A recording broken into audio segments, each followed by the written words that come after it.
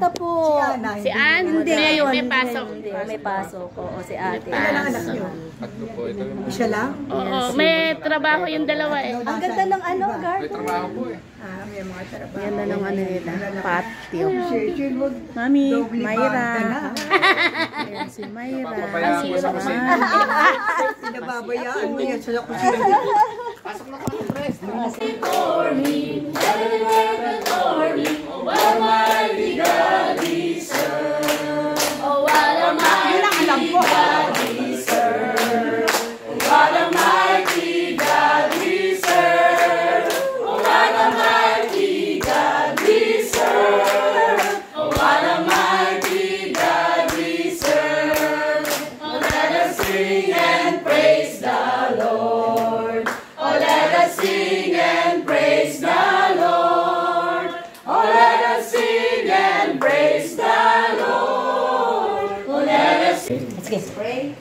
Lord God, maraming salamat po sa magdamag na pag-ingat po sa amin, sa buhay at kalakasan. Salamat din po, Panginoon, sa inyong pag-iingat sa amin patungkol dito. At tunay nga po, Diyos, nandun po yung kagalakan sa aming mga puso na sa maraming taon ng nakaraan ay hindi po inaalis sa amin yung love and concern na itinanong po sa amin. Kaya, Panginoon, dalayan po namin, i-bless you po yung aming kwentuhan, i-bless you po yung food na aming kakainin. Nawabas pa sa inyo po ito upang maging kalakasan po namin at ang kalakasan nito ay patuloy na may paglingkod po namin sa inyo. At nawa, Panginoon, sa aming mga pag-uusap, kayo po, Diyos, ang may taas. Salamat po, Panginoon, ito po ang aming danangin sa pangalan ng Jesus. Sa ating lahat. Gaya ng pag-ibig mo sa iyong sarili. Wow! Yung palang kautusan ng Diyos na magagawa mo yan sa isang isinamarize eh. Kaya makikita nyo, mismo ang ating Panginoon Kristo, yung 10 utos, sinamarize niya. Love your God with all your heart, with all your soul, with all your mind, with all your strength. And love your neighbor as you love yourself. Tandaan natin, tayo po ay nilikha, hindi para magtrabaho. Tayo ay niligtas, hindi para maligtas sa impyerno, kundi dahil sa isang relasyon. Namatay si Jesus sa krus ng Kalbaryo, binayaran niya ang lahat ng ating kasalanan para ibalik yung ating relasyon. Subalit kailangan merong tinatawag na sangkap ng pag-ibig. Kaya ang sabi, pamigay mo man ang iyong lahat ng iyong ari-arian, ihalay mo man ang iyong buhay, kung walang sangkap ng pag-ibig, lahat yan ay bali-wala. Ang sabi nga, ang pinakamainam na paggamit ng buhay ay lagyan natin ng pag-ibig. Ang pinakatamang pagpapadama ng pag-ibig ay pagbibigay ng oras. Ang pinakatamang oras para umibig ay ngayon. Hindi pwede sabihin sa inyo na mahal ko kayo, pero wala akong panahon sa inyo. Lalo sa asawa ko. Kaya ads ka agad ako eh. Nag-iitay sa akin sa Mary Johnston. Ano ba yung pap smear? Nasa ubigayin ni siya, na Doktor doktor. sa Ubigayin eh. Paglikos doon siya, nasundo doon, mag-iwalay kami. Kaya kuhain mag-iwalay kami. And then sabi, God has shown us how to live a lasting legacy.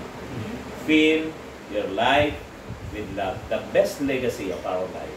Hindi yung magaling na pastor yan, magaling na manager yan, ang dami na naipatayo ng mga church, marami na nawasak na church dahil sa kanya. Kundi ang pinaka-the best legacy, yung mag-iwan tayo ng pag-ibig. Sa bagay naman, sa mga Pilipino, napansin ko lang, pag namatay, no? Wala pa ako nadinig na sinabi na yung taong yan, napakasamang tao. Ganun, no? Sinasabi, nung nabubuhay yan, bumabait eh, no? Bumabait yung ano. Pero sa akin, palagay ko, mawawala na ang lahat, pero ang relasyon ay hindi mawawala. What matters most? Huwag natin nakalimutan, whether nagtatrabaho tayo, whether na namang ginagawa natin, do it. Gawin natin yon para sa kapurihan ng Panginoon. And lastly, sabi sa 1 Corinthians chapter 14, verse 1. Pero verse 13 muna ng chapter 13. Nang sabi, tatlo lamang ang mananatili. Ano yun, Jack? Pananampalataya, pag-ibig, pag-asa, pag-ibig. Subalit ang pinaka-dakila sa lahat ay ang pag-ibig. Pagdating sa chapter 14, verse 1 ng 1 Corinthians, ito ang pinaka-nittiin ninyo. Ang sabi, para sinasabi, lahat na ng bagay makalimutan nyo na, huwag nyo lang makakalimutan yung tinatawag na pag-ibig. Total, nagsimula na ako sa mga illustration, magtatapos ako sa illustration. Meron isang membro sa katedral na galing ng Italy. Tagal na sila sa Italy. Ang sabi niya, Pastor, magkita po tayo sa umuwi na kami, magkita tayo sa MOA. Doon sa MOA, meron nga doon malaking lugar doon. Ito yung Starbucks, ito yung French Bacon. Malaki yun. Doon kami nagkita. Nung magkita kami, niyakap niya ako ng 30 minuto. Ang tagal. 30 minutes, hindi niya ako bitawan. Mabuti na lang, kasama ko misis ko. Kung hindi, patay na ako. Yakap niya ako. Maganda yung babae. No? Talagang bata pa. Umiyak siya. Sabi niya, Pastor, naalala niyo po ba nung nandito kami sa Pilipinas? Nang sinabi ko, Pastor, gusto ko na makipag-iwalay sa asawa ko. Bakit? Sabi ko, nakakatatlo na yung asawa ko. Kasi maganda lalaki siya, malaki katawan, katulad ni Edmond. Hindi, macho talaga yun. Macho. Moreno. Moreno siya. At tangkal pa, parang si Chito. Chito! Talaga hindi niya ako makita. Moreno. Moreno! Matangkas. Ingat ka. Oo, na sabi niya, tatandaan niyo po ba yun na sinabi ko sa inyo, Pastor, gusto ko na makipag-iwalay. At ang sagot niyo, sino sumira ng pamilya mo? Sabi niya, alam mo naman ako. Wala naman akong ginagawa masama. Yung asawa ko, nakakatato na, ayaw pa makipag-iwalay. Pagkatapos ikaw makikipag-iwalay. Therefore, ikaw sumira. Kasi makipag-iwalay din. Pero inaano ko lang siya. Kung mag-saan parang psychological psychology, parang reverse psychology. Sa madaling salita, hindi siya nakipag-iwalay. At ngayon, yung kanyang anak na dalawa, babae sa lalaki, pareho ng professional sa Italy. At good news, yung asawa, magpapastor pa. Amen. Kung naman sana mangyari, no? Pero mas nasusubukan yung pag-ibig natin sa isang tao, ano man yung kanyang ginagawa. Hindi natin masusubukan yung pagmamahal natin kung nakadepende lang doon sa mahal kita dahil mahal mo ko. Mahal kita dahil okay ka. Kundi tama si Robin Padilla. Mahal kita pag-ibig. Kaya kung sino man sa inyo dito ang nag-iisip na makipaghiwalay na, huwag papasok sa isip niyo sapagkat doon matitest yung love niyo. Di ba, sabi nga, paano malalaman na meron kang tunay na pag-ibig kung hindi lalagay sa harapan mo yung hindi kayo pag-ibig? Yung tayo po ay mawala ng pasensya, hindi dahil sa traffic. Bagamat nakakawala ng pasensya ang traffic, kundi nire-reveal lang kung anong karakter meron tayo. Sapagkat kung meron kang pasensya, hindi ka mawawala ng pasensya gaano man kahaba ang traffic. Gets nyo? So, what matters most? Relationship. Ano ang ingredients? Love. So, bahala na ako kayo sa buhay niya. Tayo sa mga panalangin, tayo po ito ngayon. Pastor Rayman, pwede ba yung panalangin niyo po? Ano po yung mga gusto nang makipag-iwalay dito? Kasi nararamdaman ko pa. TV na naman. Ano, bibigyan ko kayo Arrange ng counseling. Binata pa po kasi pastor. Binata pa, 27 lang. Pastor, binata pa pala yung pastor. Parang ano, nararamdaman ko may spirit of the seventh chord. Sana huwag na magkaiwalay kung sino man dito, Panginoon.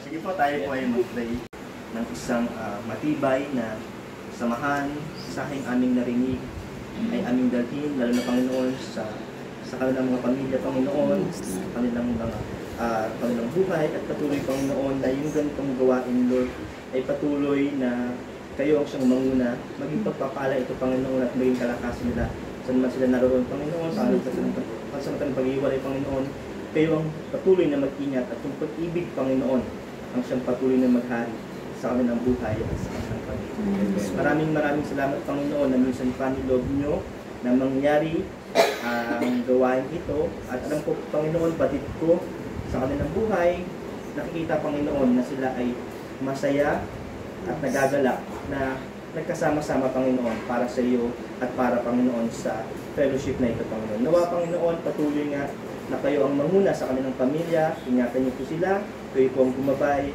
at patuloy na maglayo sa anumang karamdaman. Maraming salamat po sa inyo, Panginoon. At minsan pa, patuloy na kayo ang siyang manguna sa buhay ng bawat isa. Ito ang aming dalangin sa pangalan ng aming Panginoon Jesus. Amen. Okay.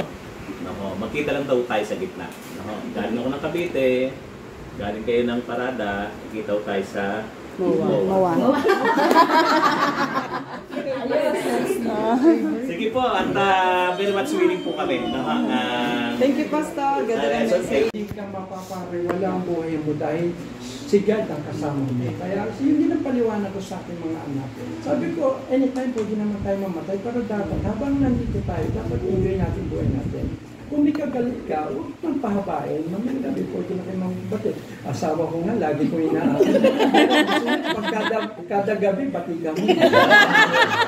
Kaya, napakasalamat ko.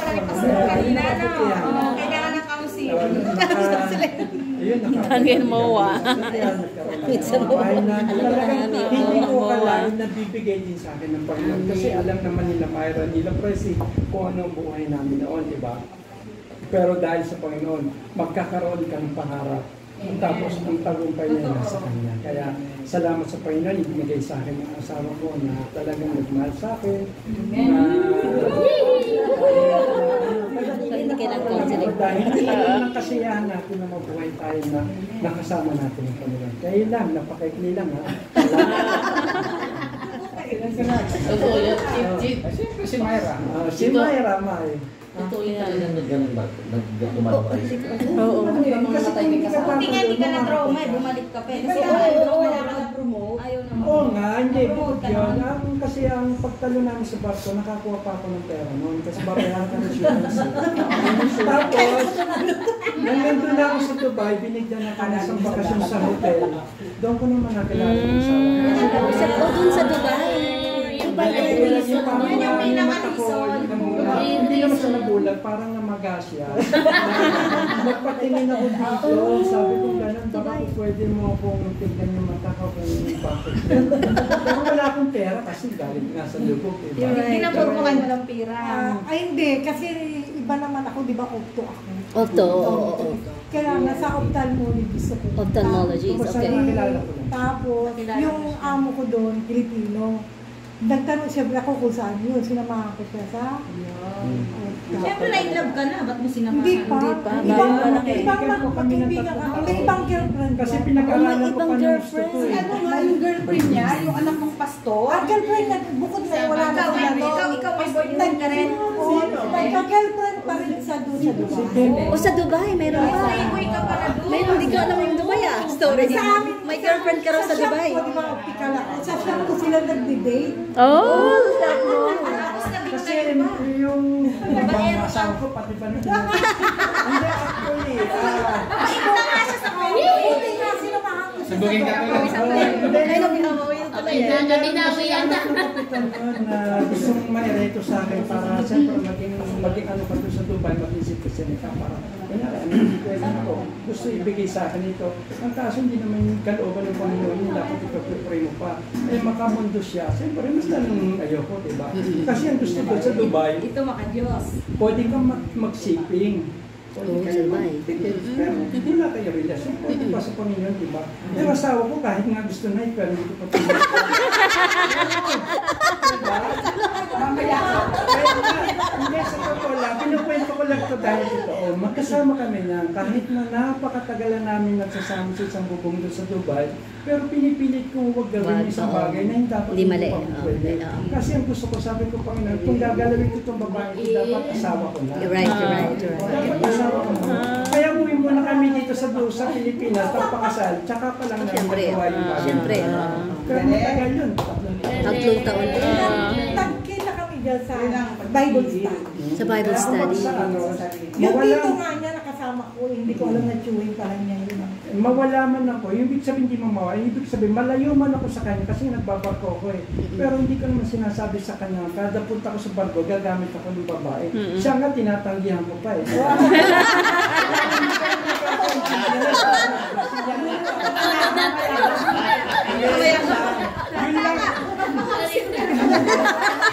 Yun lang yung pinagmamahal. Tawagan natin si Pastor Bacano. Pagka nasa Panginoon ka, kailangan ng buhay mo magiging matuloy. Kahit may mga ganong mga trials, pero dapat unahin mo pa rin. Kaya yun naman ang naging dahilan ng misis ko, kaya ako minahal. Kahit saan man ako mapunta, hindi ko siya lulukohin dahil alam niya si God ang una sa akin. Amen. Pag si God, siyempre mas ano ka, diba? Kung malulukohin ko siya. Kaya yun ang pagkasalamat ko sa Panginoon. Yun ang pundasyon ko. Sa parada, nagkaroon ako ng faith, ng pagpapaliwanag sa akin kung talagang kailangan. Relasyon. Maraming salamat sa Tama. parada. Huwag na, ayaw ko naman kwento. Yun ang hanapin mo. Ganyan na. Abi, okay lang ba dyan sa inyo? Okay lang. Sabi ko, okay. So, sabi ko kay Presi, may kilala kang mga caterer. Sabi niya, mayroon, 2 ang pinagpilian namin. Kunting po ate, meron ba dito? Ayun na pala, kunting. I'm so excited! Nakita-kita rin namin. Ito, binawasan na namin to eh. Sorry. So, binawasan namin yung butche. Masarap. Tinikman na po namin. So, Pastor, ano pagkano? Sabihin niyo sa akin. Pero yung parang sila Presi noon sa Florida, so nag-fly pa sila papuntang Chicago. Tapos pinick-up na lang namin sila sa airport doon sa bandang Chicago. Pupunta kasi ako sana ako sa California. Saan sa California? Long Beach. Long Beach. So, nakarating na ako doon. From Long Beach, may susundo namin sa akin doon to Michigan. Sa Michigan. Tapos sa yung anak niya naman. Mas malapit kami doon. Ayun, baka. Sa Michigan. Saan sa Michigan? Saan sa Michigan? Sabihin niyo in advance. Oo, sabihin niyo. Pwede kami mag-drive na doon. July, first week of July. First week of July, okay. Kasi, yung husband, ayun nga, mas malapit kami sa ano. Pwede kami lang mag-drive na. Isa ni Ana. Agano. Mami! Mami! Gutom na si Mami.